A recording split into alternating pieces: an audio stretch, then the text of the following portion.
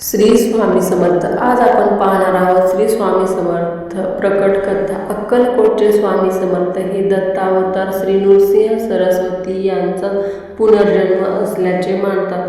त्यांनी आपल्या आयुष्यात अनेक भक्तांवर कृपा केली, अनेक चमत्कार केले। नदीचे मूळ आणि साधूचे कुळ विचारू नये असे म्हणतात। तरीही एकदा कोणीतरी स्वामींना त्यांचे नाव आणि ते कुठून आले असे विचारले होते। तेव्हा त्यांनी मी नृसिंह भान श्री शैलमय जवळच्या कर्दळी वनातून आलो असल्याचे सांगितले। त्यांची प्रकट होण्याची कथा। श्री शैलमला महादेवाचे ज्योतिर्लिंग आहे।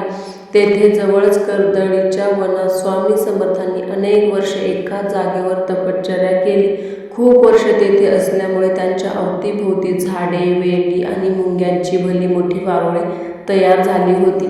एकदा उद्धव नावाचा लाकूड तोड्यात तेथील झाडे आणि ते वारूळ तोडून साफ करत असताना त्यांच्या कुऱ्हाडीचा पहार स्वामींच्या मांडीवर बसला आणि त्यांना रक्त यायला लागले।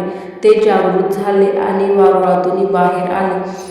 अशा तपस्वी माणसाला आपल्याकडून कुऱ्हाड लागल्यामुळे तो लाकूड तोड्या घाबरला आणि क्षमा याचना करायला लागला। स्वामींनी त्याला क्षमा केली आणि अभय दिले। आता या निमित्ताने जागृत झाल्यावर स्वामींनी आपली तपश्चर्या संपन्न करून पुन्हा लोकांमध्ये जाऊन भक्तांवर कृपा करायचे ठरवले। श्रीशैलमहून ते भारतभर भ्रमण करून अक्कलकोटला आले। तेथेच त्यांचे दीर्घकाळ वास्तव्य होते। भिवू नकोस, मी तुझ्या पाठीशी आहे, हे त्यांचे प्रसिद्ध वाक्य भक्तांना सदा सर्वदा त्यांच्या कार्यात बळ देते आणि भीती आणि संकटावर मात करण्याचा विश्वास देते। असेच नवनवीन व्हिडिओ पाहण्यासाठी व्हिडिओला लाईक, शेअर आणि चॅनलला नक्की सबस्क्राईब करा। धन्यवाद।